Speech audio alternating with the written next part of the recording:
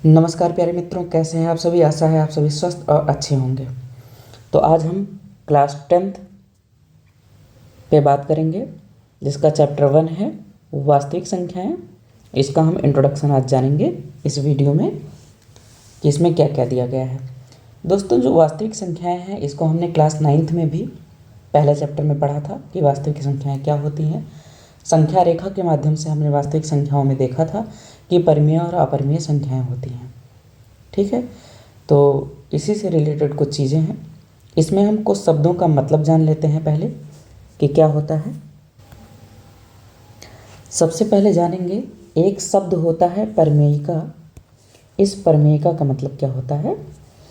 तो इसका मतलब ये होता है कि यह एक सिद्ध किया हुआ कथन होता है। ठीक है, जैसे कि किसी ने कोई बात बोल दिया हो और वो बातें सब लोग मानते हों, उसी चीज़ को आप एक नाम दे सकते हो परिमेय का। जैसे आप परिवार नाम देते थे तो परिवार में क्या होता है, माता पिता बच्चे होते हैं।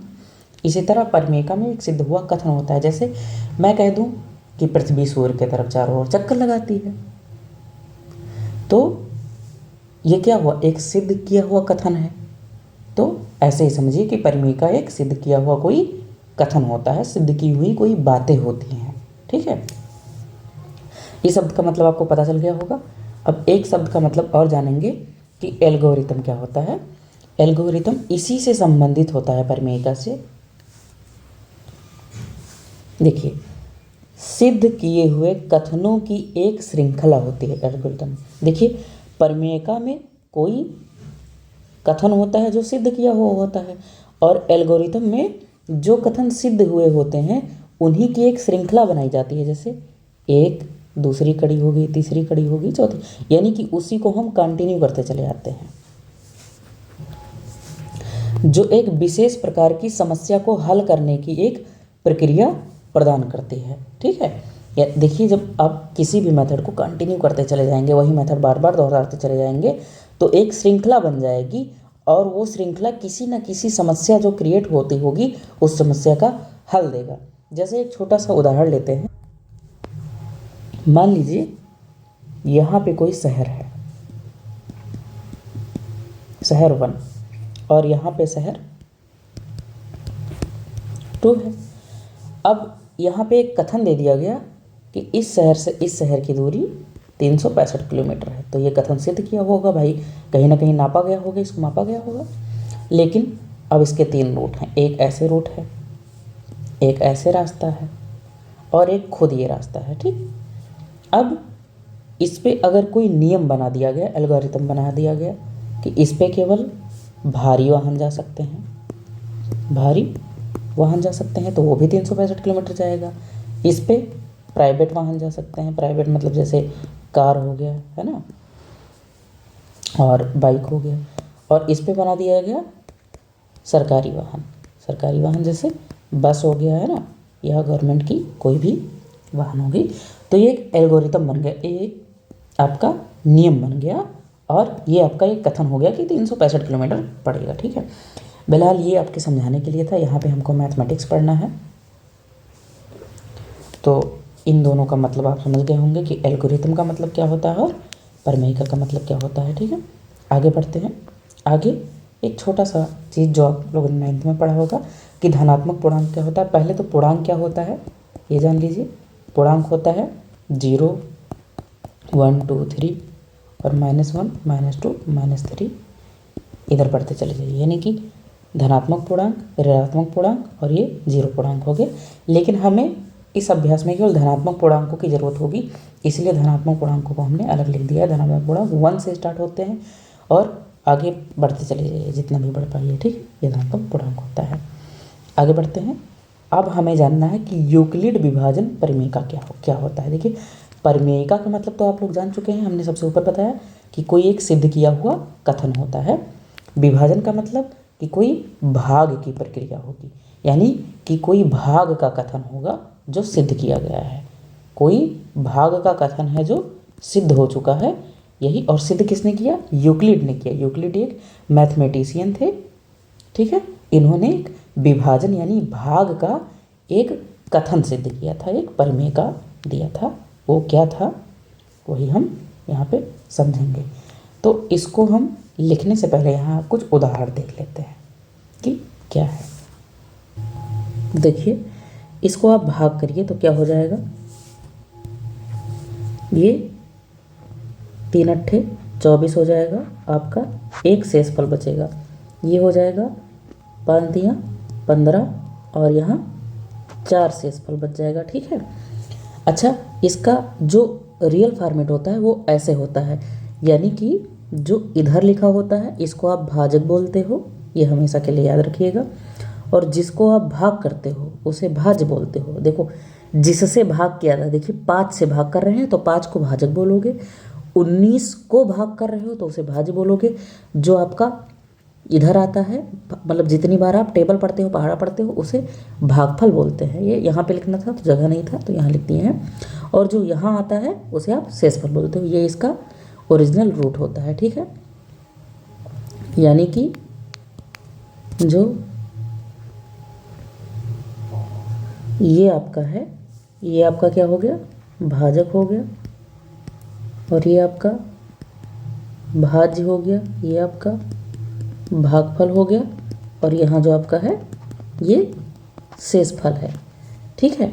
तो इसके लिए छोटे क्लासों में आपने फार्मूला पढ़ा था कि उत्तर की जांच करिए, उत्तर की जांच करिए कि ये आपका उत्तर जो है सही आया है कि नहीं सही आया है।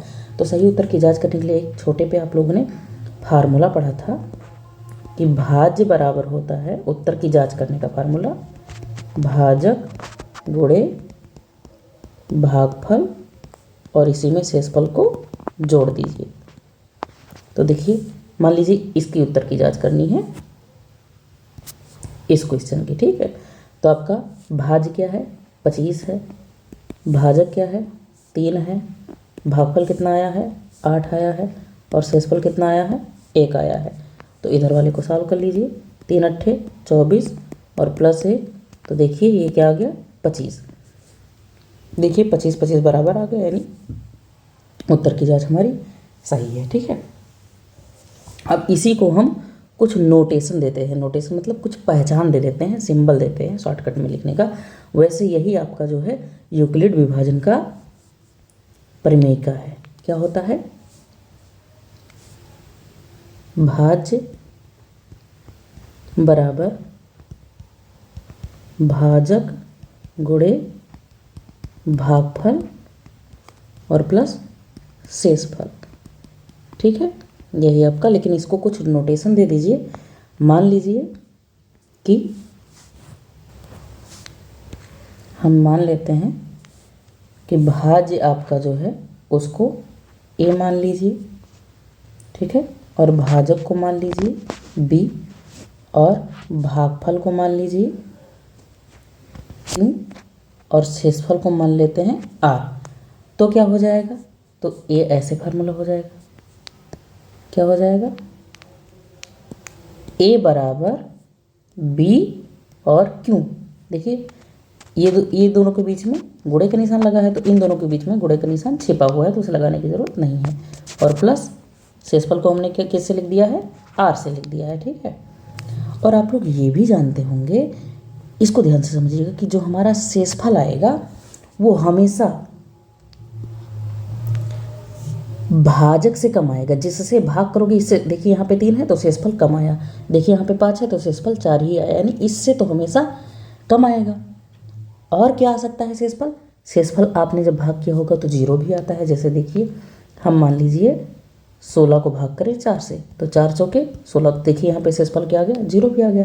तो यानी कि शेषफल 0 भी आ सकता है, 0 से बड़ा भी आ सकता है, और लेकिन किससे छोटा होना चाहिए, हमेशा भाजक से।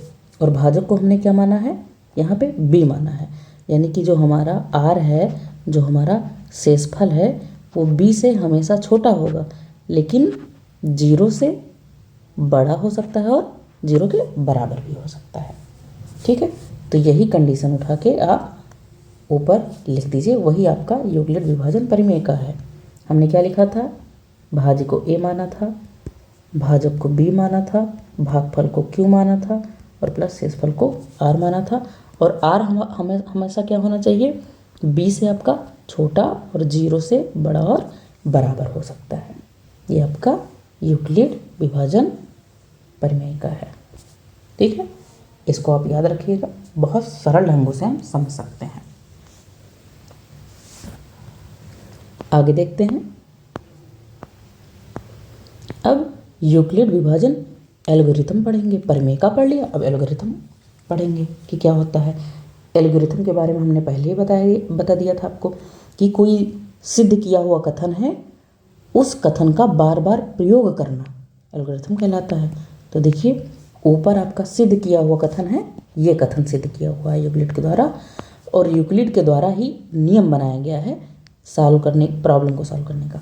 जो यूक्लिड विभाजन एल्गोरिथम है, ये क्या निकालने के लिए है? HCF निकालने के लिए। आपने मासा पढ़ा होगा हिंदी में, मासा निकालना, मासा लासा निकालना।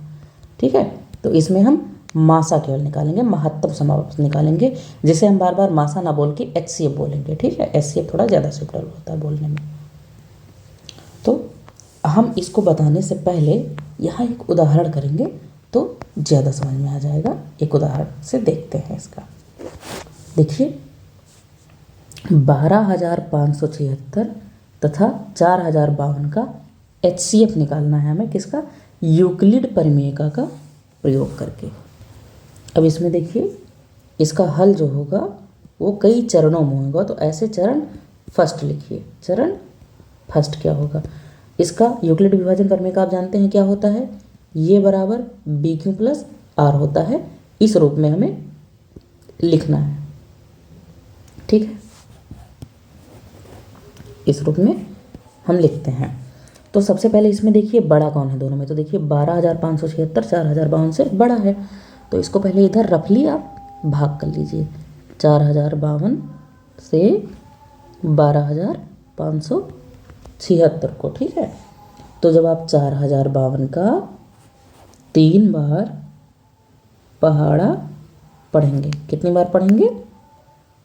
3 बार पढ़ेंगे। तो देखिए क्या हो जाएगा, 3 दूनी आपका 6 हो जाएगा, 3 पच्चे 15, 1 बच गया, 3 जीरो 0 हो जाएगा, 1 हो जाएगा, और 3 चौके 12 हो जाएगा। 12,156 आपका हो जाएगा। तो इसको आप घटाएंगे तो आपका जो शेषफल बचेगा वो 420 बचेगा। अब आप यूक्लिड परिमेयिका में इसको भाग करने के बाद कैसे लिखते थे? देखिए, ये आपका A का काम करेगा। कौन? ये जो है वो आपका A का काम करेगा। ठीक है, और ये आपका किसका काम करेगा? B का। ये आपका क्या हो गया? Q, और ये आपका क्या हो गया? R। और होता क्या है? A बराबर BQ प्लस R, और R हमेशा छोटा होना चाहिए B से, और बड़ा A बराबर 0 से होना चाहिए। ठीक है, तो देखिए A की जगह पे क्या है? 12,576। तो 12,576 बराबर B की जगह पे आपका क्या है? 4,052, और फिर उसके बाद क्यों क्या आया है हमारा? 3 आया है, तो गुणे 3, चूँकि B और क्यों गुणे में होता है, और प्लस हमारा शेषफल कितना आया है? 420। यहाँ पे 420 ये आपका चरण फर्स्ट हो गया। ठीक, अभी HCF नहीं निकला है। HCF कब निकलता हमारा? यूक्लिड परिमेयिका से। यूक्लिड परिमेयिका से हमारा HCF जब निकलता, जब यहाँ पे जो शेषफल है, जो हमारा शेषफल है, जब तक हमारा 0 नहीं आएगा तब तक हमारा HCF नहीं निकलेगा। और HCF कहेंगे किसे? HCF इसी को कह देंगे, जो B का मान होता है वही हमारा HCF होता है। ठीक है, तो अब देखिए, अभी शेषफल हमें 0 लाना है, तो हमें इसी प्रोसेस को बार बार करते जाना होगा। और हमने क्या बताया था कि जब किसी भी परिमेयिका को बार बार यूज करिए तो एक नियम बन जाता है किसी भी समस्या को हल करने का, वही एल्गोरिथम कहलाता है। तो देखिए, इसमें अभी समस्या हमारा क्या है? शेषफल हमारा 420 आ रहा है, और शेषफल हमें लाना क्या है? 0। तो समस्या हमारा यही है कि शेषफल हमें 0 लाना है, और इस समस्या को सॉल्व करने के लिए यूक्लिड परिमेयिका को बार बार यूज़ करना पड़ेगा, और बार बार यूज़ कर रहे हैं तो वही एल्गोरिथम कहला रहा है। अच्छा, तो दोबारा यूज़ करने में आप क्या करेंगे? दोबारा जब यूज़ करेंगे आप, तो आप केवल और केवल B को लेंगे और R को लेंगे। फिर मान लीजिए शेषफल कुछ 0 नहीं आ रहा है, तो फिर उसका बी और आर लेंगे, फिर नेक्स्ट में उसका बी और आर लेंगे। ठीक है, तो देखिए बी और आर में बड़ा कौन सा है, 4052। तो चरण फर्स्ट में हो गया, अब चरण सेकंड लेते हैं। अब 4052 है और 420 है, तो बड़े वाले को यानी कि 4052 को 420 से भाग कर देंगे। 420 का जब पहाड़ा आप 9 बार पढ़ोगे तो 9 का 0 बार जाओगे तो 0, और 9 दूनी आपका 18 हो जाएगा, एक शेषफल बच जाएगा, और 4 9 36 और 1 3780 हो जाएगा। ठीक है, और जब 3780 आप माइनस करेंगे तो आपका शेषफल जो बचेगा वो 272 बन जाएगा। अब यहाँ पे ए का काम क्या कर रहा है, ये कर रहा है बी का काम, ये क्यू का काम ये, और आर का काम ये कर रहा है। अब लिख दीजिए क्या होता है, ए बराबर, तो ए का क्या है 4052 बराबर, बी क्यों होता है, बी का मान 420 है, क्यू का मान 9 है, गुणे 9 और प्लस शेषफल क्या है 272 है आपका। अब देखिए फिर से शेषफल अभी 0 नहीं आया है, अभी 272 आया है। ठीक है, तो ये आपका बी है और ये आपका आर है, फिर भी आर को ले लीजिए, जब तक शेषफल हमारा 0 नहीं आना है तब तक ये काम करना है। तो 420 बड़ा है, तो 420 को हम डिवाइड करेंगे किससे, 272 से। एक बार जाओगे तो 272 आ जाएगा, और 272 आप घटाओगे तो 148 आ जाएगा। आपका ए क्या है, ये है ए, ये आपका हो गया बी, ये आपका हो गया क्यू, और ये आपका हो गया आर। तो क्या होता है ए बराबर बी क्यू प्लस आर, यानी कि 420 बराबर 272 गुणे 1 और प्लस आर की वैल्यू 148 है। ठीक है, अब ये हो गया आपका ए, ये हो गया बी, ये हो गया क्यू और ये हो गया आर। फिर देखिए आर आपका अभी 0 तो आया नहीं, तो फिर इसी प्रोसेस को नोट करिए, बी और आर को लिखिए। तो देखिए बी आपका बड़ा ही रहता है आर से, तो अब 272 को डिवाइड करिए किससे, 148 से। 148 का एक बार जब आप जाएंगे तो 148 हो जाएगा, और शेषफल आपका बचेगा 124। तो अब चरण चौथा लिख लीजिए, आपका ए क्या है 272, तो 272 बराबर 148 गुणे 1 और प्लस शेषफल आपका 124 आया है। ये बहुत इजी है, बस थोड़ा हमने सवाल ज़्यादा बड़ा ले लिया था अच्छे से समझाने के लिए, को परेशान होने की ज़रूरत नहीं। अभी हमारा शेषफल 0 नहीं आया है, तो फिर हम बी और आर को लेंगे। ठीक, तो 124 से 148 को करेंगे तो फिर 1 जा जाएंगे, तो 124 आ गया, और 24 आपका शेषफल आ जाएगा। तो चरण 5 में अब क्या हो जाएगा, आपका ए का वैल्यू है 148, ठीक है, अब हो गया, और बी का वैल्यू आपका क्या हो गया 124 और 1 और प्लस शेषफल आपका 24 आया। अभी भी शेषफल आपका 24 है, तो अब इसको और इसको लेंगे, तो 124 को डिवाइड करना है 24 से। ठीक है, तो 24 का पहाड़ा आप 5 बार पढ़िए, तो 5 चौके 20 और 2 बचा, और 5 दूनी 10 और 2 12, 120 आ गया, तो आपका 4 शेषफल आ जाएगा। तो चरण 6 में आप क्या लिखेंगे, 124 बराबर 24 गुणे 5 और प्लस 4 आपका हो जाएगा। अभी भी शेषफल 0 नहीं आया है, तो अभी भी वही प्रोसेस कंटिन्यू करिए, इसको और इसको लेना है। 4 और 24 को लीजिए, तो 4 छक्के 24, शेषफल यहाँ पे 0 आ गया। तो चरण 7 में हम लिखेंगे 24 बराबर 4 गुणे 6 और प्लस 0। हमने क्या बोला था, जब तक 0 ना आ जाए तब तक ये प्रोसेस करना है। कैसे, देखिए ये ए का वैल्यू है, यहाँ पे बी का वैल्यू है, ये आपका Q हो गया और ये आपका R हो गया, ये R की वैल्यू है। होता क्या है, A बराबर BQ प्लस R।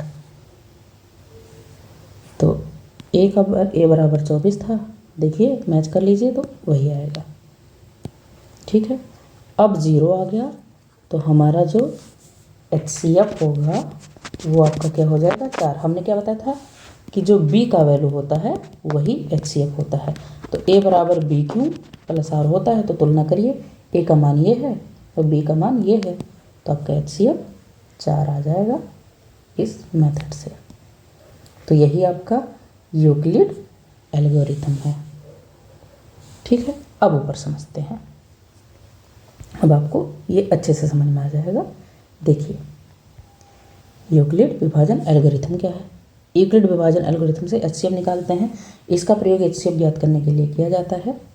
ठीक है, देखिए 2 धनात्मक पूर्णांक होता है, वही डिवाइड करते हो तो 2 धनात्मक पूर्णांकों ही तो डिवाइड करते हो। जैसे देखिए हमने 2 धनात्मक पूर्णांक ले लिया था, एक 12,576, एक 4,052। दोनों में से एक बड़ा होना चाहिए, क्योंकि तभी तो डिवाइड करोगे, कोई एक बड़ा होगा उसी को डिवाइड करोगे।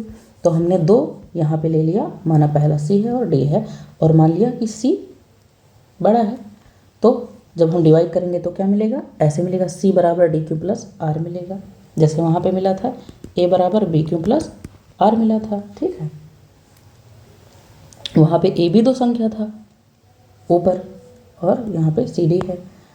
यदि R 0 आ गया तो D पूर्णांकों C और D का HCF हो गया। अभी नीचे हम लोगों ने बोला है कि अगर R आपका शेषफल अगर 0 आ गया तो जो B है आपका वो आपका क्या आएगा,